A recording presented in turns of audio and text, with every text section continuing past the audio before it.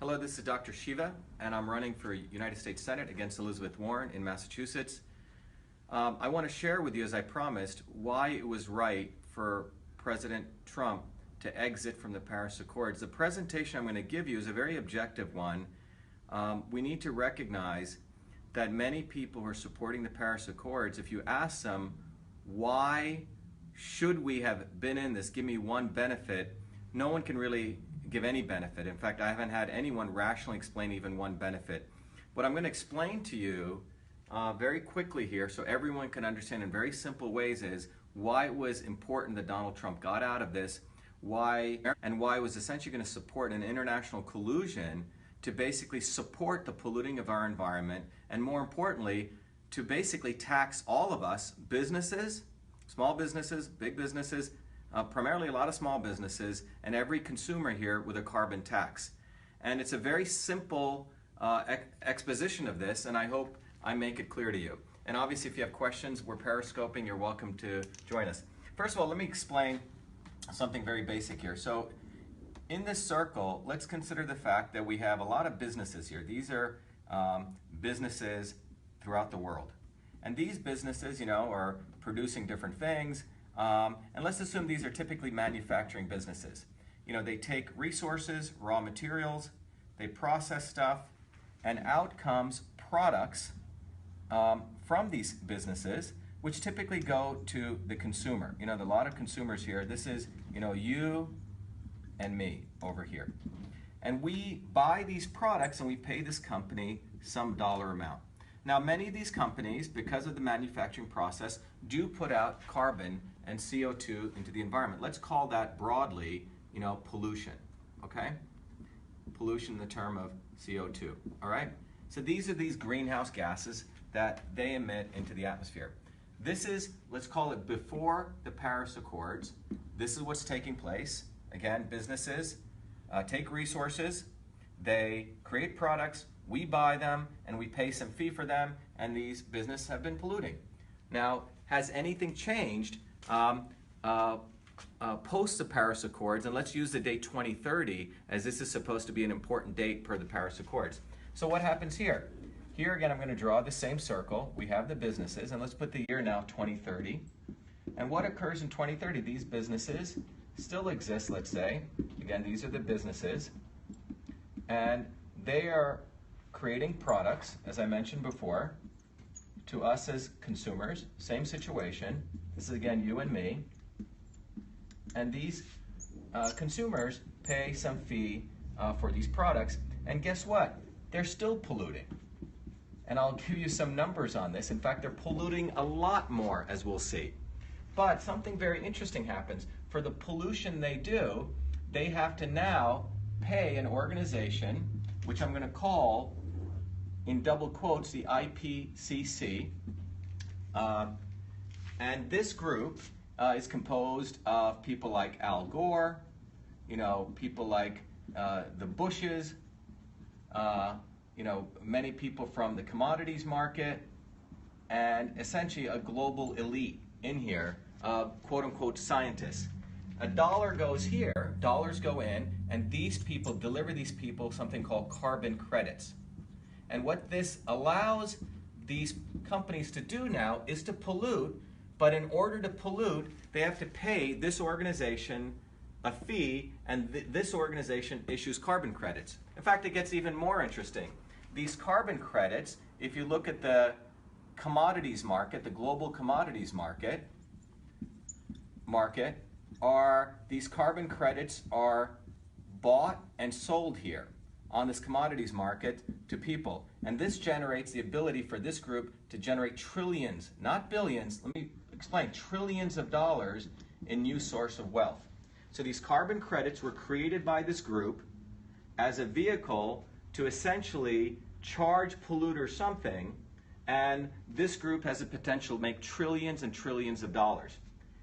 So how did this all happen, and what was the Paris Accords? Well, the front end for this entire organization, by the way, Al Gore substantially, at a certain point, monopolized, had access to a large number of carbon credits, which he had accumulated, and his goal was to have a payday by forcing these businesses in the future, around post-2030, to buy these carbon credits.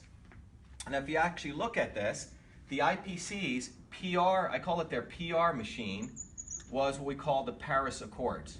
The Paris Accords was really their PR engine to get this out as though everyone needed to get on board.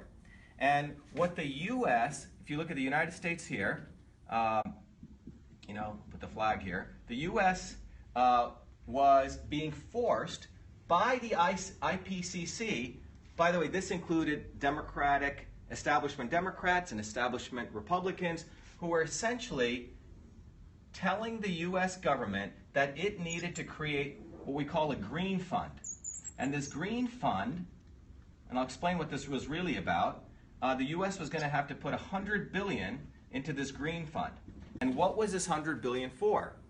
Well, remember, the countries who are polluting really didn't want to be part of this. They didn't really want to be part of the Paris Accords. Why? Because they have to pay fees to the IPCC. So how do you get them to be part of this? So if I do this over here, what I call the influencers of these countries, influencers of countries. So for example, if you take India, China, and you go down the list of what they call about 190 plus countries, remember, all these people have influencers, so-called advisors. This $100 billion number was going to be funneled through different NGOs to essentially pay off, and in fact, people had already gotten agreements that if they joined the Paris Accords, that they're going to get dollars funneled to them. This is why people were involved in this. In fact, some of the WikiLeaks stuff came out. Jairam Ramesh, one of the key advisors in India. Originally, if you go look at it, he said that the glaciers were not receding, and later on it was stated that the glaciers were receding.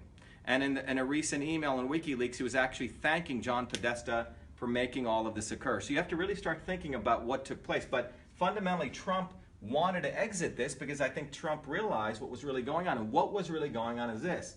The mafia of the IPCC was using the United States instrument, our Congress, our tax dollars, to funnel about $100 billion here, so we would pay off these people to join the Paris Accords. Now, let me just tell you, $100 billion is a relatively small amount because these guys were going to make trillions. So let me follow this through again so you get it. Businesses today are polluting. Just to give you an example, China today pollutes around 11 billion tons of carbon into the atmosphere. 11 billion tons of carbon. That's what they're doing today. By 2030, between now and 2030, guess what? China's still allowed to pollute. In fact, China is allowed to go up to 22 billion tons, which means they're allowed to go 11 billion tons in carbon, which means they're going to pollute more. They're going to double their pollution during this period. No penalties. And that's how they got China to join. After 2030, there's going to be a big payday for these guys because they're going to be able to sell China carbon credits. I hope everyone's following. The bottom line is these set of 190, in many ways, so-called influencers and advisors, many of them essentially are waiting for this $100 billion payday, supported the Paris Accords because they're going to be paid, and that's how they force their countries' prime ministers and people to say, yeah, we got to join this Paris Accords. The reality is when you step back and look at this diagram, who really profits is the who are going to make money on carbon credits as they fluctuate and rapidly grow in price post-2030. So a $100 billion payout to most of these corrupt officials, it's very well worth it for them because they're going to have a 100 to 1,000% increase in profits. So fundamentally, what Donald Trump did was he saw the scam, which is what it is. And fundamentally what this does is makes liberal bourgeois feel good that they're part of the Paris Accords. In fact, the MIT president has said, we have conclusive evidence that temperature has gone up. Let me just make it very clear that Hansen, the guy who came up with this temperature rating at NASA, during the 1950s to 1990, they used what they said was the average temperature, 1998. During that period, that's how they measured the average temperature. And they said the average temperature was 15 degrees Celsius. And they predicted in around 1988 that temperature was going to go up. So again, in 1988, papers are starting to come out saying the average temperature measured between 1950 to 1980 is 15 degrees, and they're saying, temperature is going to rise on the planet Earth. Well, what happens? By 1995, 1996, they find out the temperature actually, in fact, gone down a little bit. It was not going up. And somehow, mysteriously, around 2002, Hansen says, yes, the temperature has gone up.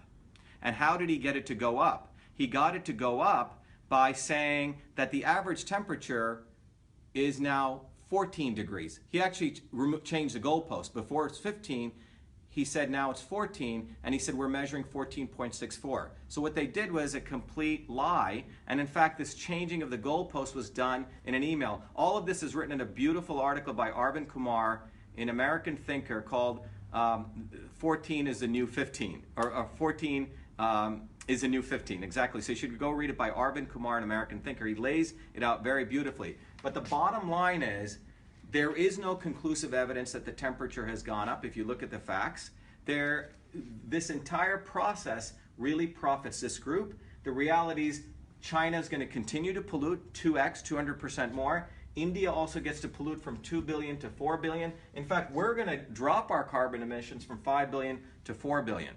So this entire process is really a big racket. So all of us, when I go back to this as a consumer, guess what? In the future, we're actually going to pay more for products. Businesses are going to be charged more. So businesses are paying taxes. Each consumer's product is going to go up. These guys up here are the ones who are going to make money. So extremely good that Donald Trump pulled out of this. This was a patriotic thing to do. And we need to start really exposing the mainstream media and the elite academics who are all actually behind this. Thank you.